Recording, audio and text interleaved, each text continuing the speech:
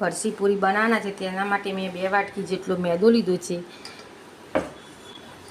સ્વાદ પ્રમાણે મીઠું ઉમેરીશું અને થોડું તેલનું મોયણ ઉમેરી અને તેને સારી રીતના મિક્સ કરી લઈશું. આ રીતના મોયણ સારી રીતના મિક્સ કરી લેવાનું. આ રીતનું મોયણ પાડવાનું. તમે તેલની જગ્યાએ ઘી પણ ઉમેરી શકો છો. થોડું ગરમ પાણી કરી અને થોડું પાણી ઉમેરી અને ગરમ પાણીથી લોટ બાંધવાનો.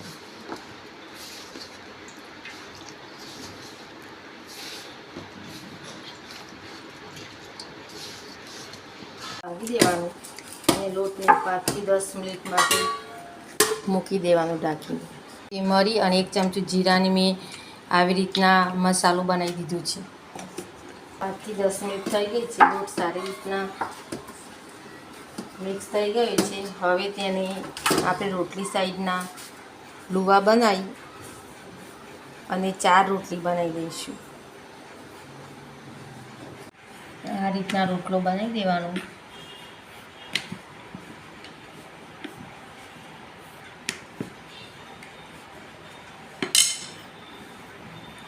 હવે તેની ઉપર ઘી લગાડી અને થોડું કોરું મેદું ઉમેરી અને થોડો મરી અને જીરાનો પાવડર ઉમેરીશું અને આ રીતના રોલ બનાવી દઈશું.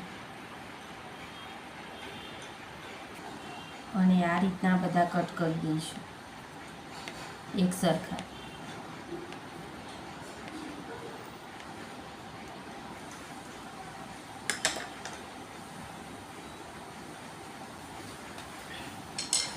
હવે તેને આ રીતના દબાઈ અને ધીમે હાથે આ રીતના પૂરી વણી દેવાની. બધી નાની નાની પૂરી બનાવી દેવાની.